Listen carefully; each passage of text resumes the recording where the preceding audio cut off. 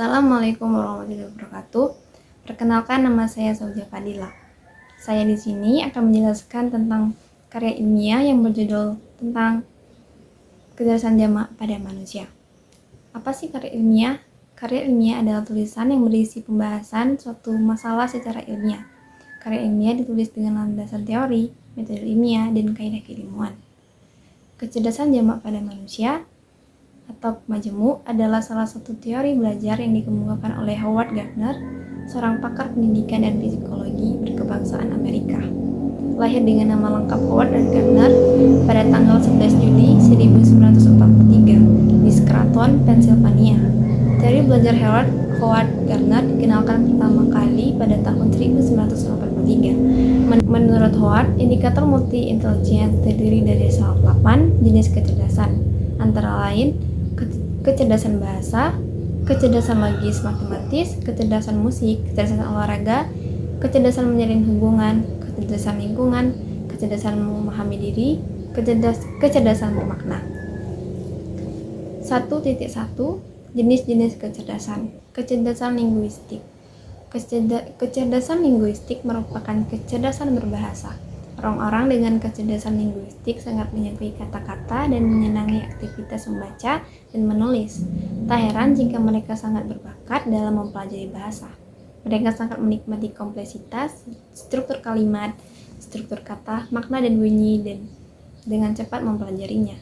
Di sekolah, mereka sangat menikmati pembelajaran dengan mencatat dan memiliki kemampuan untuk mengajar orang lain dan mengomunikasikan konsep-konsep yang kompleks. 2. Kecerdasan interpersonal.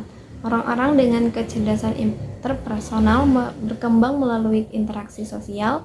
Mereka lahir dalam membangun hubungan orang asing dan sangat mudah menjalin pertemanan dengan orang baru.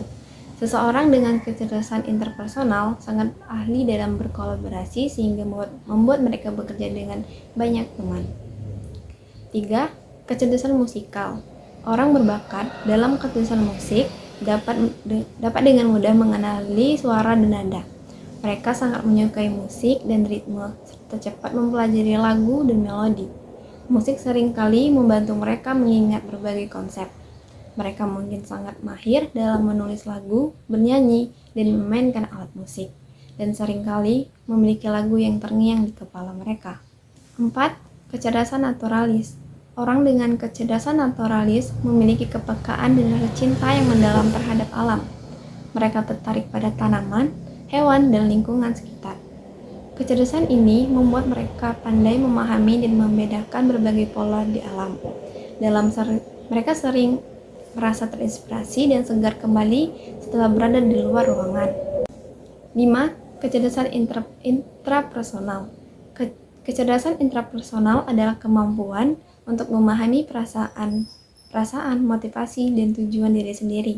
Orang yang memiliki kecerdasan ini biasanya lebih introvert dan cenderung menganalisis diri mereka sendiri.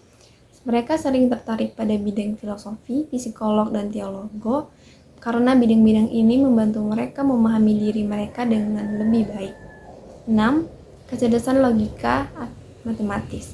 Orang yang memiliki kecerdasan matematis dan logika biasanya sangat suka melakukan penyelidikan menggunakan metode ilmiah.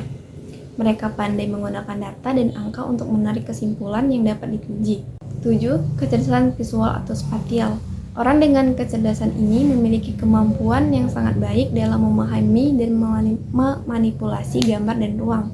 Mereka cenderung sangat tertarik dalam mengenali pola dan bentuk. Mereka berpikir dalam gambar.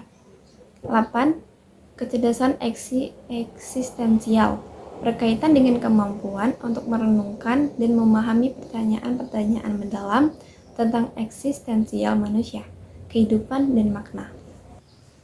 2.2 Penerapan teori kecerdasan jamak dalam pendidikan. 1. Pengulangan dalam penanaman dan serta pemahaman konsep dengan berbagai kegiatan di kelas. Misalnya, guru menggunakan latihan soal bagi siswa dengan kecerdasan logika matematis dan tepuk tangan bagi siswa dengan kecerdasan musikal untuk mempelajari pecahan. Jika ini dilakukan berulang, bisa mengakomodasi siswa dengan kecerdasan logika tematis, dan musikal pada pembelajaran matematika.